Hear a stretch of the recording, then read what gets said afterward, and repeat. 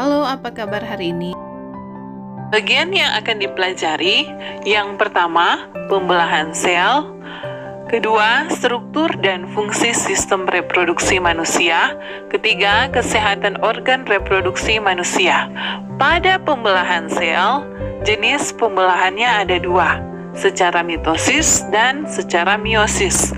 Nah, pada pembelahan mitosis, pembelahan secara mitosis menghasilkan dua sel anakan dengan materi genetik yang identik dari sel induk. Pembelahan secara mitosis terjadi pada organisme yang mengalami pertumbuhan, perbaikan, atau reproduksi aseksual. Jumlah kromosom sel anakan adalah 2N. Atau disebut dengan diploid. Siklus hidup sel dibagi menjadi dua fase, yaitu fase pertumbuhan atau interfase dan fase pembelahan. Tahapan-tahapan pembelahan mitosis, yang pertama interfase, kedua profase, ketiga metafase, keempat anafase, dan yang kelima telofase. Fase pertumbuhan. Nah, interfase, pada fase pertumbuhan, tahap persiapan pada setiap sel yang akan melakukan pembelahan. Tahap yang paling lama dalam siklus sel, terjadi proses metabolisme yang berpengaruh dalam perubahan morfologi sel. Terdiri atas 3G, G1, sintesis, dan G2. Fase G1 terjadi pembentukan organel-organel sel dalam pertumbuhan sel. Fase S terjadi proses replikasi DNA. Fase G2 terjadi pertumbuhan organel. Fase pembelahan mitosis. Pada fase pembelahan mitosis, tahap profase pertama, benang-benang kromatin memendek dan menebal membentuk kromatid.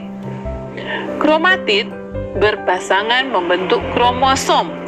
Membran nukleus dan nukleolus menghilang. Pada sel hewan, sentriol mengalami pembelahan. Sentriol tersebut memisah menuju kutub yang berlawanan. Yang kelima, benang spindle mulai mengatur diri sedemikian rupa hingga menyerupai bentuk pancaran atau aster. Fase pembelahan mitosis yang metafase.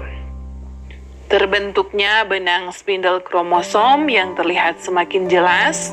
Kromosom berada di daerah ekuator sel. Setiap kromosom masih terdiri atas dua kromatid yang terkait pada sentromernya.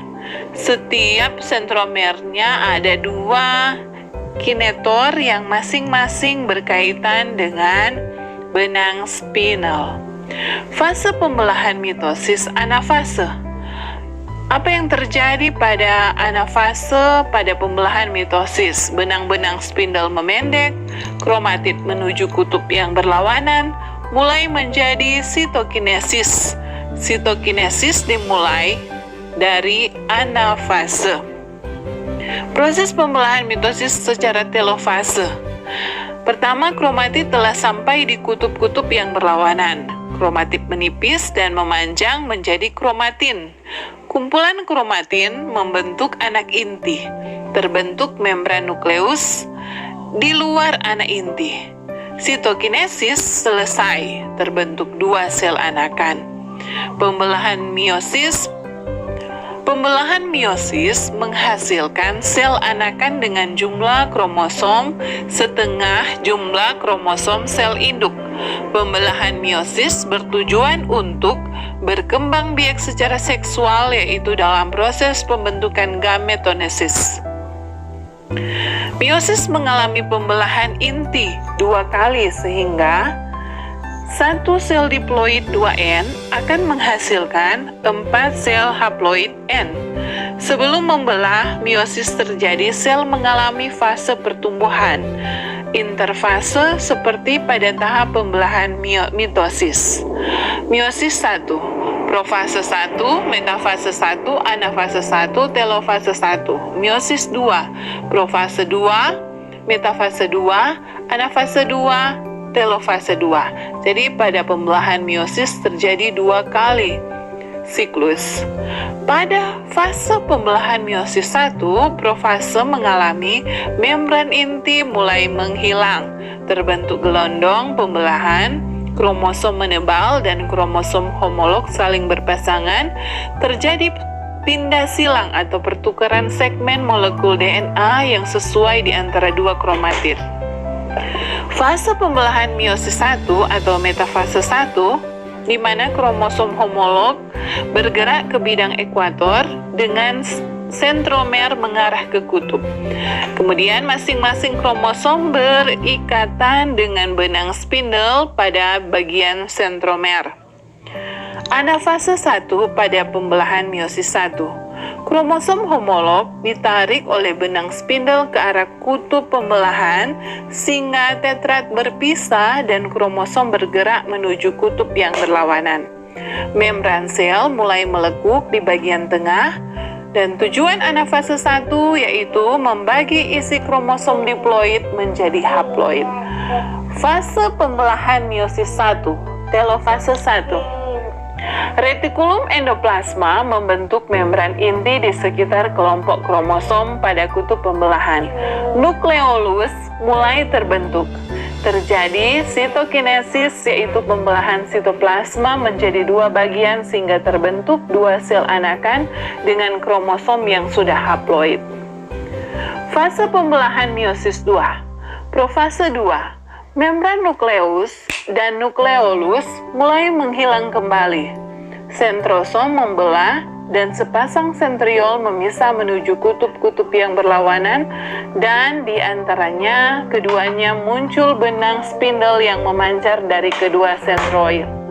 Waktu ini lebih singkat dibanding tahap lainnya. Fase pembelahan meiosis 2, metafase 2. Metafase 2, setiap kromosom haploid berisi 2 kromatid, tertarik ke bidang ekuator. Terbentuknya benang-benang spindle, salah satu ujungnya melekat pada sentromer, khususnya di bagian kinektor, dan ujung lainnya membentang menuju kutub pembelahan yang berlawanan.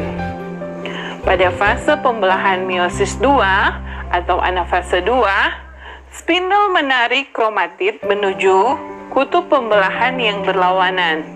Kedua kromatid bergerak menuju kutub yang berbeda. Pada akhir anafase, membran sel mulai melekuk. Pada fase meiosis 2, telofase 2, kromatid di kutub berubah menjadi benang-benang kromatid. Membran nukleus dan inti haploid terbentuk. Kromosom menipis dan memanjang menjadi benang-benang kromatid. Terjadi sitokinesis hingga terbentuk 4 anakan haploid. Nah, itu akhir dari pembelahan meiosis tahap fase pembelahan telofase 2 sampai membentuk 4 anak haploid. Perbedaannya dengan meiosis membentuk 2 anak haploid, sedangkan pada mitosis 2 anak, pada meiosis sel anakan haploid atau ada 4 sel anakan haploid. Sekian untuk materi kita. Terima kasih sudah mengikuti materi hari ini.